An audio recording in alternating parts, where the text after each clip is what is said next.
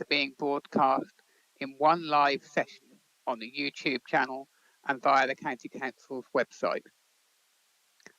Thank you. I will now move into the agenda for my decision day. And the first item is deputations. I have not been advised of any. So we will go straight to item 1, which is Childcare Sufficiency Assessment 2022. And Tracy, I think you're just going to introduce this report for us. Thank you very much, Councillor Heron. Yes, my name is Tracy Messer and I'm the Service Manager for Childcare and Business Support and have the lead responsibility to ensuring that the Council has a childcare sufficiency assessment. And I put the paper to you today, which outlines the assessment that was undertaken for 2022. The report generally tells us that in Hampshire we have a marketplace that is responding back to pre-COVID levels.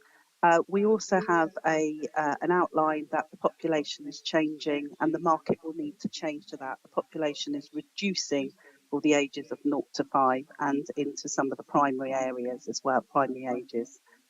There is an action plan that moves into confirming that we will do our best to keep an assessment going, and we'll also be responding to new housing developments as they progress, because that's one of the challenges for ensuring that there's sufficient childcare.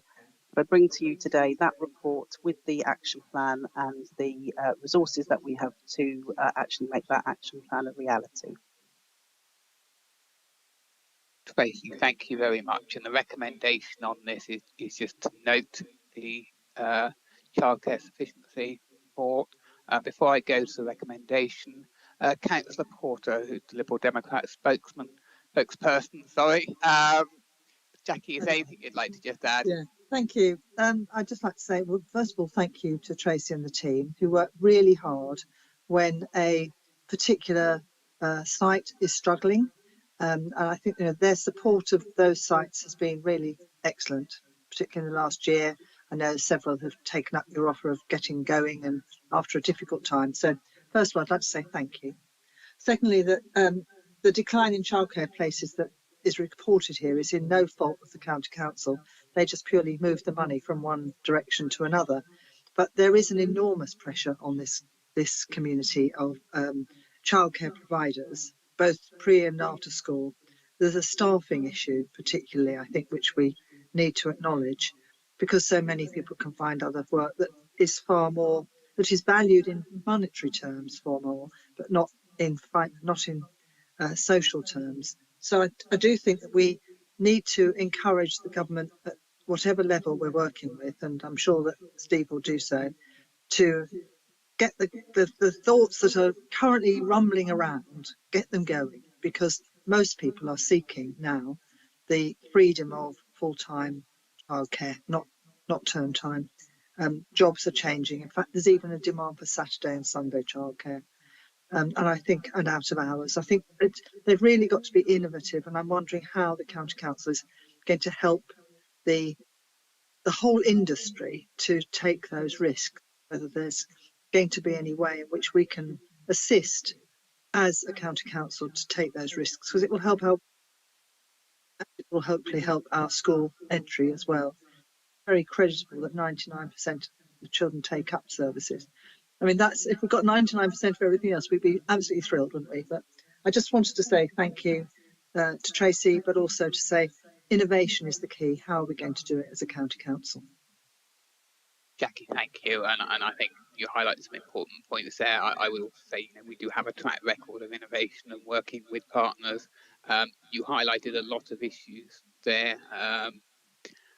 I will say, my wife, before we were married, was a single mum with a young preschool child. It was incredibly challenging, and then even afterwards, it's incredibly challenging. And as we see two parents or lone parents, simple things like her child being off sick, put her whole employment at risk.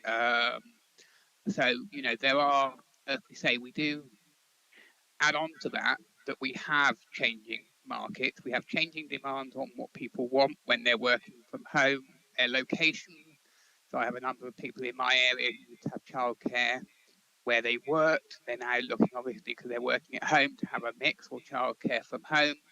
And equally, as Tracy mentioned, the fact that we see demand in some areas dropping while corresponding new development changes in elsewhere, it is, I'm sure we are aware, incredibly challenging to meet all these. So thank you for your comments, and I echo your thanks to Tracy and the team. So with that, I will move to the recommendation at 3, which I am happy to agree.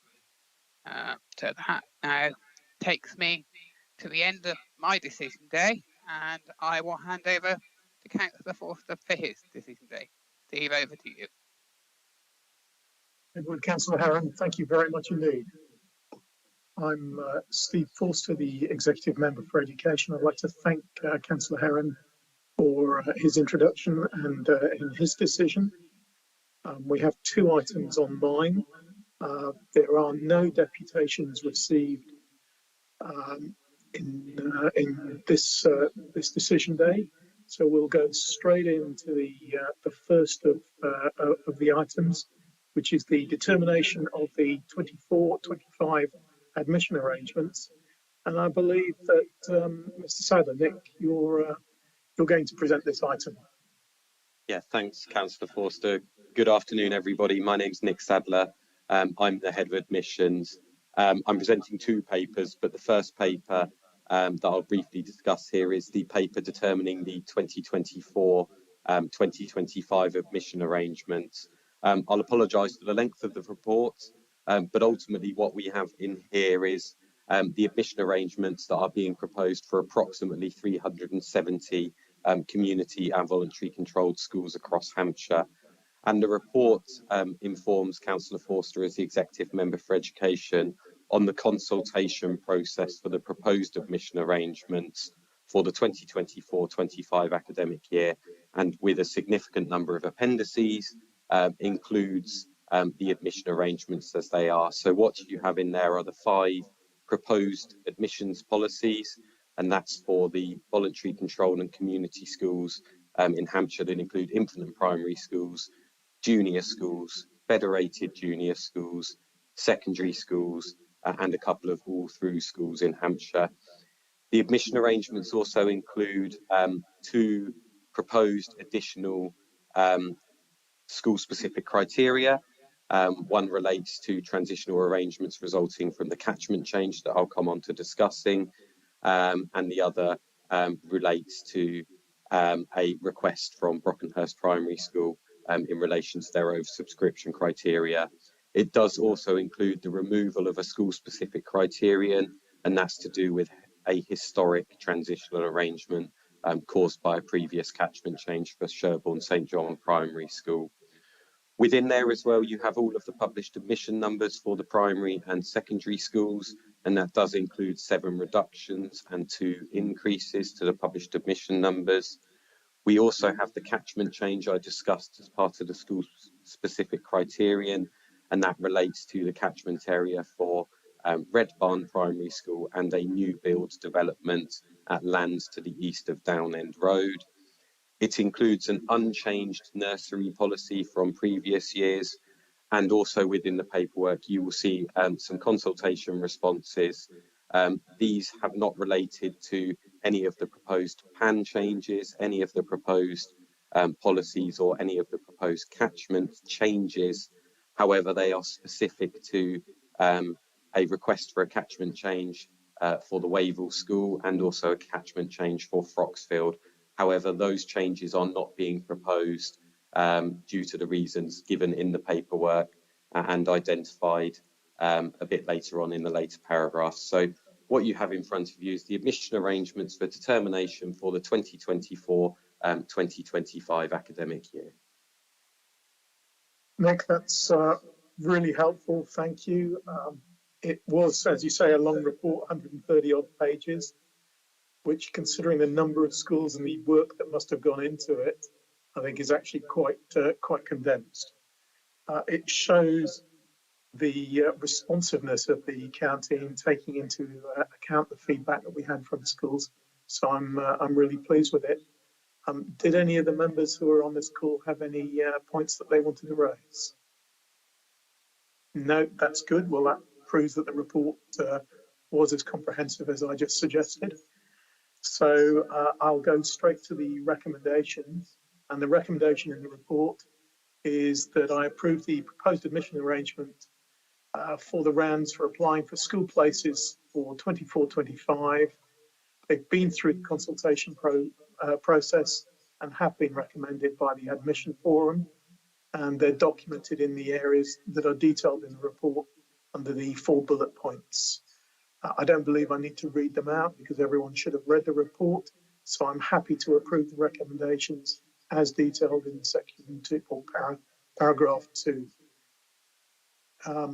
With that then permits us to move on to the last item on the agenda for this afternoon, which is very important to so many people: the school term and the holiday dates for 2024 to 2025. Nick, I think this is your second report. Yes, so apologies, it's me again. Ultimately, this is again a report looking at the 2024-25 academic year, and the report's purpose was to inform the executive member of the need to decide on the pattern of school term and holiday dates for the school year 2024-25 for the community and voluntary controlled schools in Hampshire. So ultimately, it's the responsibility of the local authority to schedule a school year which provides for the statutory 190 pupil days, which comes to 380 sessions. So each day is divided into 2 sessions, and 195 teacher days. So we are required as a local authority to schedule the school year for those voluntary controlled and community schools in the area.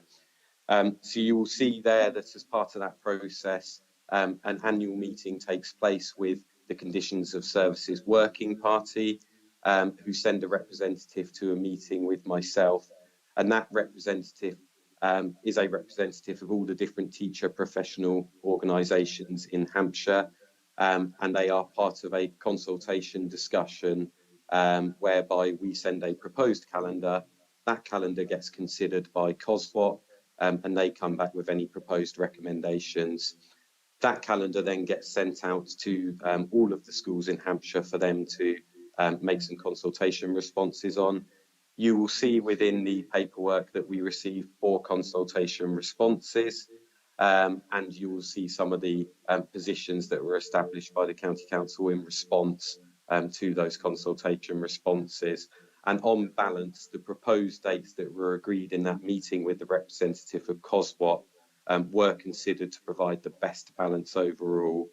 And it's on that basis that the calendar attached to Appendix 2 is recommended to the executive member as being accepted by schools and best meeting the requirement to design the school year for 2024-25. Thank you very much, Nick. It's remarkable again with so many schools that we had really good feedback and 4 had queries. It's sad that we can't do more to accommodate them, but it does appear that the vast majority are pleased with the dates that were put forward. So I'm very happy with that. Are there any comments to be made by any of the members present? No? Well, since the report is very clear and I'm supportive of it, I'm happy to approve the recommendations as laid out in paragraph 2, to approve the school term and holiday dates that have been supported by representative members of the COSWAP. What an awful name, COSWAP. But the working party has set out in Appendix 2 of the report for the school year 24 to 25. So that is fully approved. That is the end of the decisions for today. So I'd like to bring the meeting to a close, thanking everyone for their participation, particularly also thanking Adam for the useful crib note he sent through. On that basis, can we please end the webcast now? I'll confirm as soon as we are no longer live.